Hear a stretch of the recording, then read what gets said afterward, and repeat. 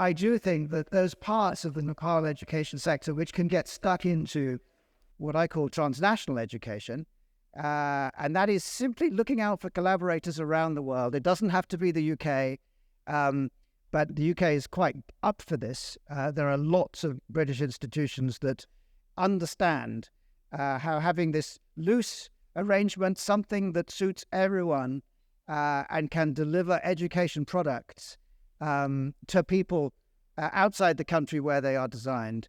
And that can lead to all kinds of unexpected benefits. Doesn't have to be a kind of business sort of merger.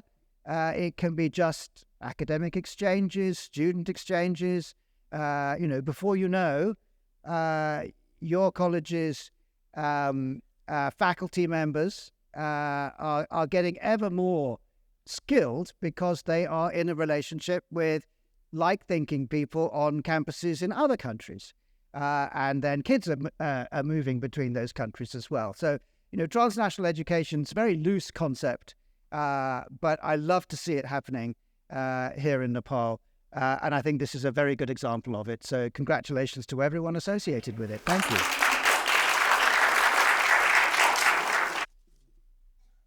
I'll try to be quick. I don't want to bore anybody. Thank you, Your Excellency. Honored guests, friends, colleagues, faculty. Technology has become deeply interwoven into the fabric of finance, giving rise to a dynamic sphere called FinTech.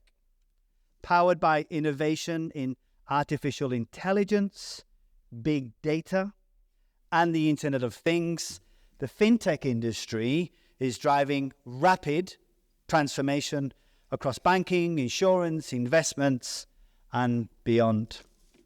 These technologies are bringing far-reaching changes in how individuals and businesses manage money, obtain financial products, and conduct transactions. And the shift brings immense opportunities for companies aiming to improve these offerings for talent pursuing careers and for the betterment of society.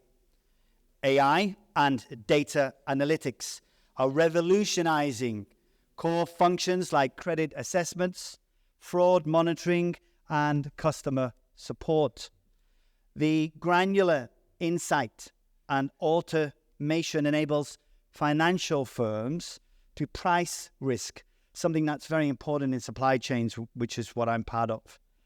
Create personalized products and enhance user experience. The Internet of Things seamlessly integrates payments and insurance into user-friendly lifestyles through networks and smart devices, something that we are working on at the British College. We have an Internet of Things lab, to mention but a few. Such innovations, both market reach and revenue channels. This seismic technology shift requires skilled talent who deeply understand AI, big data, cybersecurity, and connectivity technologies. I'd like to share some of my own PhD research around global supply chains and global value chains. And I'd like to link my last year in Nepal around how I've generated my own personal assessments of some of the difficulties here in Nepal in supply chains. And I'd like to present some ideas. Nepal's fast-growing consumer goods area within the supply chain itself, industry faces significant supply chain challenges due to the country's mountainous geography, underdeveloped infrastructure, and vulnerable to disruptions. Supply chain has one ethos. It's to get a product from there to there and eliminate waste, wasting time, wasting delays. What we find here in Nepal is there are too many stages where things just hang or stop for too long. And this increases the price of goods, With an effective supply chain running in Nepal, I'm pretty certain, I could reduce your food costs by 40%. That's extra money in your pocket, not going in the supply chain pocket, in your pocket. And I think it's important that government looks at how to improve supply chain activities. Strategic fixes like vendor partnerships, future contracts in digital platforms could aid procurement planning. Again, this reduces the haphazardness of when you go shopping and you find things aren't there, or they're there one day, they're there another day, and there's a price fluctuation. That's poor planning on the shops or the retailers' part. But yet you are the ones, I'm the one, we suffer these price disparities. Because you're going to buy coffee, you're going to buy your coffee, even if the price has gone up, which is terrible. Collaborations with 3PLs, mobile manufacturing, optimized plant locations, and buffer stocks could overcome production and distribution hurdles. This is where we have these unimaginable fluctuations, or the bullwhip effect. All of a sudden, we go in, we buy something, the shelves are empty, people order more, and the price goes up. Then the retailer says, you're not buying it. Then they have a sale, and ultimately, we're the losers. Investing in retail relationships and using data analytics for demand forecasting can manage high demand variability. Compared to regional peers, Nepal lags in utilizing advanced technologies like Internet of Things, AI, and analytics to transform the supply chain operations. But there is a bit of a quid pro quo here. We have the FinTech Alliance, and I'm deeply honored that the British College is a knowledge partner. We have grown exponentially being part, thank you, sir, of this alliance. Many of you are here today. What many Nepalis don't realize is that there's roughly $1 billion already re-entered the market because of the FinTech Alliance and the tributaries of that. But I don't think we shout from the rooftops enough about how well the Nepali programmers, the AI people, the data people, all this kind of stuff's being done. Right? I don't think we're telling the world enough about it. And because of that mechanism, as an academic, I see Nepal as being in a position to leapfrog over countries like India, like China, because we're learning from their mistakes already. We know what to do, and we're already over the game.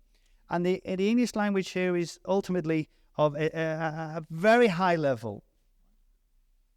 And a lot of the information I'm discussing, I've discussed with our partner, my dear friend Sanjib. Partnership with global firms, academic institutions can accelerate technology assimilation through innovation. One could be radio frequency identification. In supply chain, we use this as being trust within food. Is your food what you purchased? Is it safe? Has it been contaminated? Using these basic technologies, we can ensure that there is trust when you go shopping, when you buy your food. And professionals need expertise to lead enterprise-wide technology implementation and programs. Students pursuing specialized education in these high demand, high gains, immense advantages. They are the industry's future architects, analysts, and technologists. FinTech firms rely ever more on data scientists, and I'm glad to announce that Dr. Rohit Pandey is the head of the School of Computing. He has concluded our Leeds Beckett University in terms of the data science programs that we'll be launching this September. Again, a first in Nepal.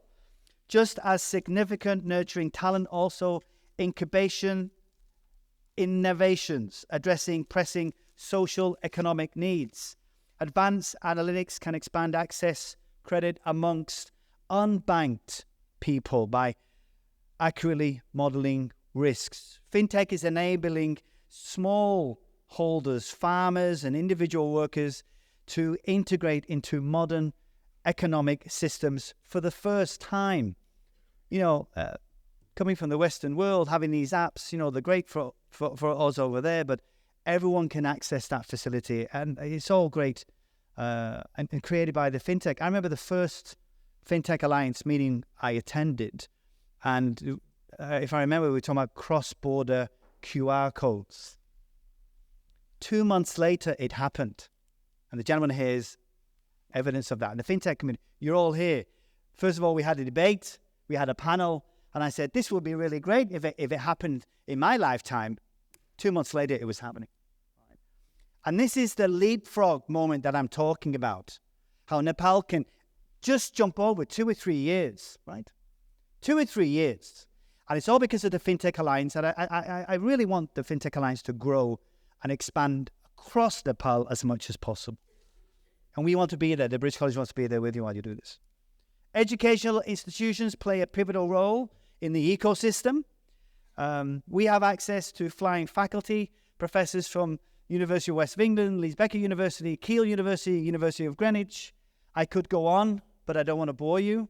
But we can bring professors in within these specific fields to work with you, not only on research, but also with the support of His Majesty's government.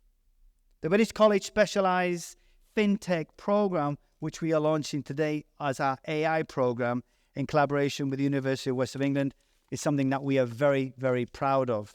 Our intensive upskilling pathways equips graduates to secure rewarding roles, whether the role is going to stay here in Nepal, which I hope it's going to be.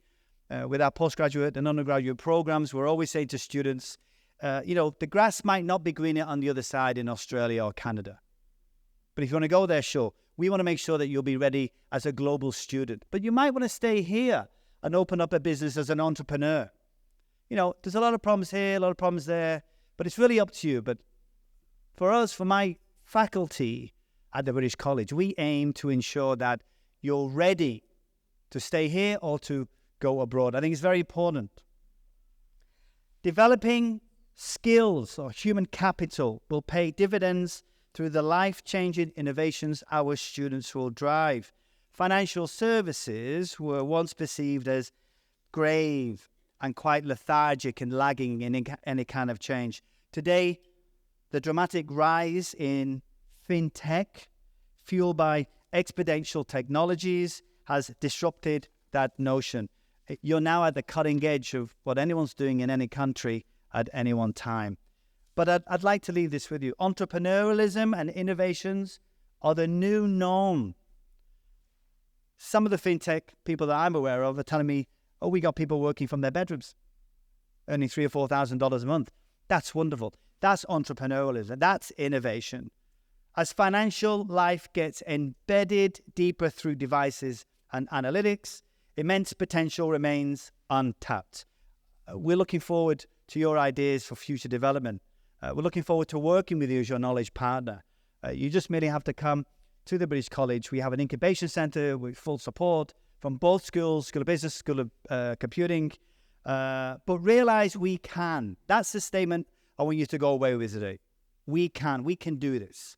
Guided by an empowered generation of technologists, critical thinkers, and visionaries, trained specifically to lead the future of FinTech. Thank you.